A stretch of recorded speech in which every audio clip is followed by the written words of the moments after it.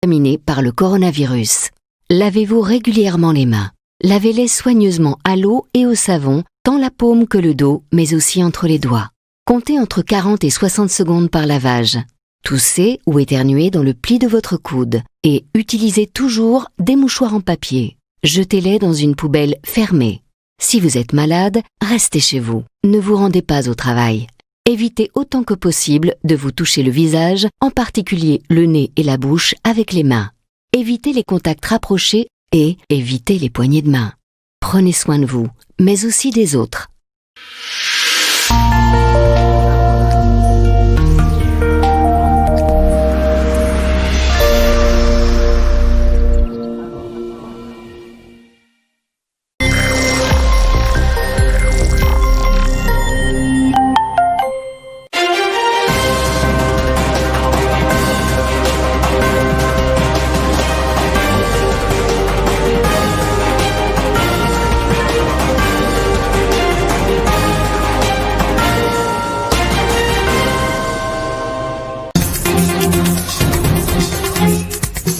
Au sommaire de ce journal, 8 mois sans eau potable, la situation est réelle au village Kipepa, à 25 km de Kolwezi. La rivière devient le point d'approvisionnement dans ce coin. À qui appartient le pouvoir de diriger le village Kyoelo? La question est en suspense pendant ce moment où un conflit de succession envahit ce coin du groupement Kazembe. C'est tout pour le sommaire. Les détails, c'est dans un instant.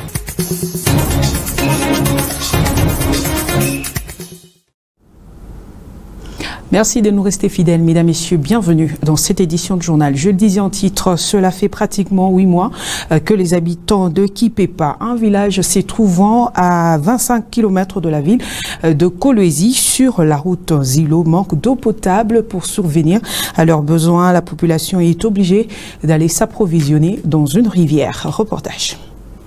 Kipepa, un grand village où l'agriculture et l'élevage sont les activités exercées par ses habitants. Depuis un temps, ces riverains sont butés à des sérieux problèmes, notamment celui des manques d'eau potable depuis octobre 2019. On peut apercevoir un puits qui ravitalisait tous les villages plantés dessus, 4 réservoirs d'eau de 2000 litres et des panneaux solaires. Une donation signée une entreprise minière de la place. Fort malheureusement, ce puits ne reste qu'un éléphant blanc et une cage des jeux d'enfants. Les habitants de cette partie de la province se sentent oubliés par les autorités provinciales.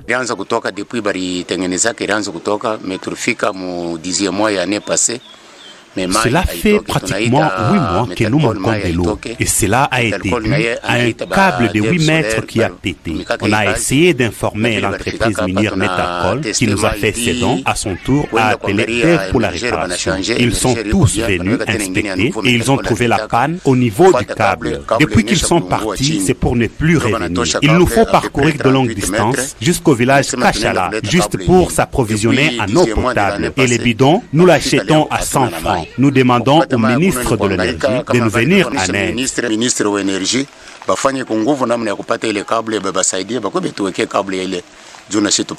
Les urgences sont là et les autorités sont interpellées pour combler ce déséquilibre.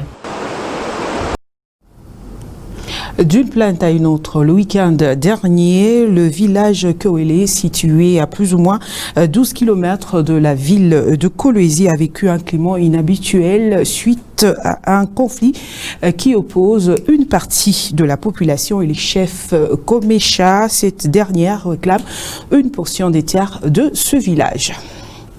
Les conflits opposent les chefs Nkomesha et une tierce famille en cavale jusque-là, tout en réclamant une portion du village Kyoelo. Et selon les chefs Komesha, la redevance minière en est la pomme des discordes.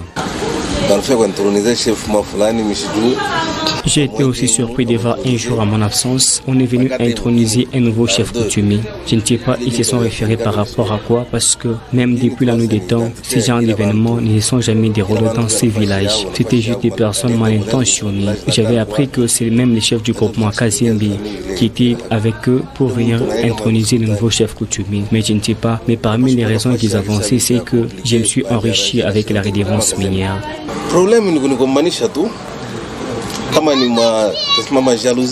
Cité dans cette affaire comme instigateur, le chef du groupement Kazembe contacté promet de réagir dans les heures qui suivent. Et la population de son côté plaide pour la paix dans cette canton de la province.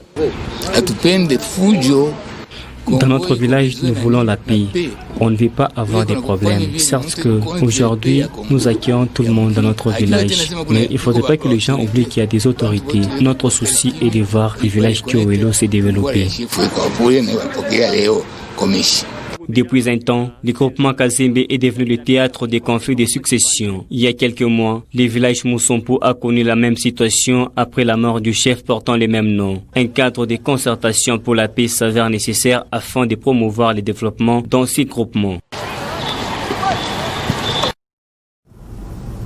Autre chose dans cette édition de journal, dans le souci de s'assurer de conditions du confinement au sein de l'entreprise Lualaba Copper Smelter et protéger sa production, le gouverneur de province Richard Muyej-Manguez-Mons a eu des échanges avec le cadre de cette entreprise chinoise ce mardi 26 mai.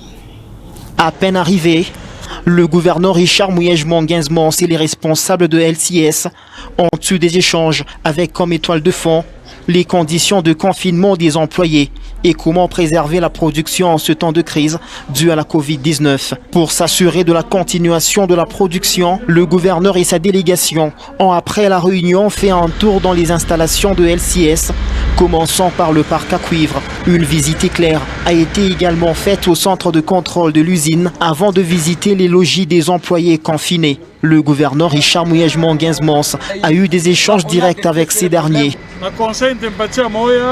Et le conseil que je vais vous donner est que quel que soit le niveau du problème, il faut toujours privilégier le dialogue. Le patron de l'exécutif provincial s'est dit satisfait de ce que la production est préservée à LCS. Richard Muyej fait tout son possible pour protéger la production tout en garantissant le social des employés tel que voulu par le gouvernement central.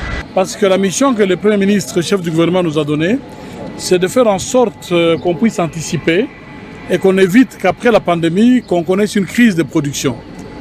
Et nous avons senti dès les premiers abords que l'employeur est ouvert au dialogue, est ouvert aux échanges, et nous profiterons de ça pour améliorer les conditions. Par la suite, un lot d'équipements a été remis à la province dans le cadre de la lutte contre le Covid-19. Le gouverneur Richard Muyej-Manguez-Mons a également fait des propositions par rapport au confinement. Il estime que les rotations sont importantes. Elles permettront un équilibre psychologique des employés. Grogne à l'entreprise TFM. Une délégation du gouvernement provincial a été dépêchée sur les lieux avec comme objectif de s'imprégner du climat et de préserver la paix sociale. Reportage. Pendant presque 2 jours, un climat malsain a régné au sein de l'entreprise minière Tinkefungurume Mining. Les agents en confinement ont observé un mouvement de grogne qui a conduit à l'arrêt complet du travail. Dans leurs revendications à l'employeur, ils réclamaient entre autres la prime de confinement et les déconfinements total. Ayant appris la nouvelle et dans le but de préserver la paix sociale, le gouverneur de province Richard Muyej-Manguez-Mons a dépêché une forte délégation gouvernementale à Fungurume composée du ministre provincial d'intérim de l'Intérieur Norbert Mbangu, du ministre de Mines Jean-Marie Tizainga, du directeur de cabinet adjoint du gouverneur Yannick Chisola, de la directrice provinciale en charge de l'emploi, travail et prévoyance sociale Marie-Louise Moussenga Mafo, de l'inspectrice provinciale du travail Marie Mougalou, ainsi que de certains membres du conseil provincial de sécurité. Arrivé dimanche dans la matinée, la délégation a eu un briefing avec le bourgmestre de Fungurume Christian Mukonto avant de se rendre au camp Bravo pour entamer les négociations entre les employés représentés par leur délégation syndicale et l'entreprise Tinkefungurume Mining représentée par son directeur général ainsi que quelques hauts cadres de ce géant minier. Pendant plus de 7 heures, la délégation du gouvernement provincial du Lualaba qui faisait office de médiation dans ce conflit collectif de travail a mené de pourparlers qui ont abouti à un protocole d'accord qui a rencontré avec satisfecit le desiderata des grévistes. Il s'agit notamment du paiement d'une prime de confinement dont le premier acompte a déjà été versé le lundi 25 mai 2020, du début effectif de la rotation massive de travailleurs dès ce mercredi 27 mai dans le strict respect des mesures barrières contre la Covid-19, de l'amélioration des conditions d'hébergement et de confinement dans les sites transit ouverts dans le cadre du processus de rotation massive. Après cette réunion de conciliation, la délégation du gouvernement provincial s'est dirigée vers le site Kwatebala afin de s'entretenir avec les travailleurs en grève. Ces derniers ont salué et consenti à la reprise de travail dès ce lundi 25 mai, suivant l'horaire en place. Outre les négociations dans la salle de réunion au Camp Bravo, l'équipe du gouvernement provincial du Lualaba s'est employée aussi à des négociations directes avec les contractants de TFM et leurs employés qui menaçaient aussi de poursuivre le mouvement des grèves. La communauté internationale commémore chaque 28 mai la journée internationale consacrée à l'hygiène menstruelle. Mais le siècle de l'initiation nous propose certaines réalités qui étaient impossibles dans le passé. L'apparition précoce menstruée chez les jeunes filles. Docteur Emmanuel Kassongo tente de nous expliquer au micro de Sarah Katebe. Nous savons qu'actuellement, il y a consommation des organismes génétiquement modifiés. Est-ce que nous voyons, est-ce que tout ce que nous consommons actuellement, c'est ces genres d'OGM. Alors, la plupart d'OGM sont faites à base de produits chimiques. Et ces produits chimiques, une fois ingurgités ou une fois consommés, sont à la base de l'apparition de certaines règles précoces chez la fille. Alors, il est certes vrai que nous pouvons voir chez les enfants, actuellement avec des règles autour de 8 ans, 9 ans, 10 ans, voire 11 ans. Et avec ça, nous pouvons incriminer les OGM qui peuvent être à la base de cela. Normalement, l'apparition des règles, nous disons que c'est l'apparition d'un caractère sexuel secondaire qui arrive. Et comme étant donné que c'est l'apparition d'un caractère sexuel secondaire qui arrive, il est certes évident que la petite fille qui n'est pas encore instruite des conséquences des règles ou des conséquences de cela peut se retrouver qu'elle tombe précocement enceinte. Et ça, c'est peut-être le côté négatif de l'apparition précoce des règles. Par le passé, si nous devons rentrer dans les temps, la femme utilisait beaucoup plus les bandes hygiéniques qu'elle lessivait et qu'elle étalait au soleil et qu'elle changeait pratiquement après chaque 4 heures parce que le bande hygiénique était rempli du flux sanguin provenant des règles. Actuellement, avec cette nouvelle technologie que nous avons des bandes hygiéniques à usage unique. Et une personne peut se retrouver, elle porte ça pratiquement tout au courant d'une journée. Étant donné que le sang est un milieu de culture et après 4 heures, on peut voir sur le sang l'apparition des micro-organismes infectieux sur cela. Et raison pour laquelle aujourd'hui nous sommes en train de nous retrouver qu'avec beaucoup d'infections qui apparaissent chez les femmes parce que étant donné qu'elles peuvent utiliser ces bandes hygiéniques. Il y en a des bandes qui sont de bonne qualité, il y en a aussi des bandes hygiéniques qui sont aussi de mauvaise qualité avec une incidence fâcheuse des infections. Parlons justice à présent. Le Sénat a, au cours de la séance plénière ce mardi 26 mai, rejeté à l'unanimité la demande d'autorisation de la levée des immunités du président Alexis Thambwe Mwamba formulée par le procureur général près la Cour de cassation à la suite de la plainte déposée contre lui par la sénatrice Bijou Ngoya pour maître Joseph Moulant. Les raisons sont fondées. Il l'a dit au micro de Francine Chansa. Les députés ou les sénateurs, comme c'est le cas, ne sont pas obligés de pouvoir se plier à la demande du procureur général près la Cour de cassation. C'est vrai. La réquisition leur a été adressée, mais à son sein, lorsque la loi a prévu le mécanisme tel que le procureur général doit s'adresser au Sénat pour que celui-ci permette à ce que les poursuites soient déclenchées. Mais à leur niveau, ils essayent de scruter la question ils vérifient les bien fondés de cette question, ils se disent, nous pouvons ou ne pas autoriser. Parce que s'ils autorisent, eh bien, les poursuites seront enclenchées. S'ils n'autorisent pas, les poursuites ne seront jamais enclenchées, d'autant plus que nous sommes dans un état de droit et ce sont les lois de la République. Nous avons l'obligation de pouvoir les observer en tant que telles. Les raisons sont fondées. Peut-être que ça peut être l'inopportunité des poursuites. Peut-être on peut se rendre compte que la poursuite pourrait entraîner, c'est pas moi, un problème par rapport au fonctionnement de l'institution en question. Peut-être qu'il y a des matières sensibles qui sont sous examen. Il est possible que l'on puisse refuser ou rejeter cette demande. Dans les cas d'espèce, le Sénat ou le bureau ne s'était pas limité tout simplement à refuser ou à rejeter la demande.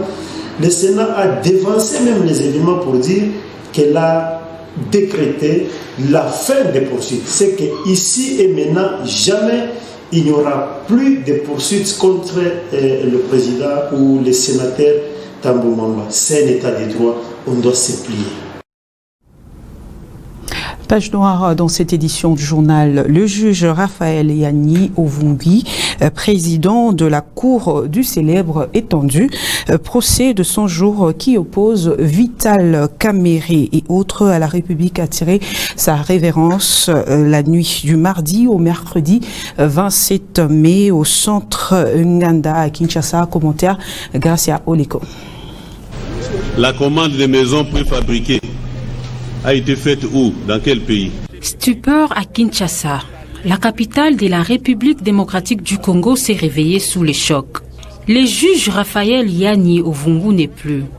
Selon les premières informations, il aurait été pris d'un malaise cardiaque chez lui, à son domicile, dans la commune de Bandalungwa, avant d'être acheminé à l'hôpital où il serait décédé des suites d'une crise cardiaque.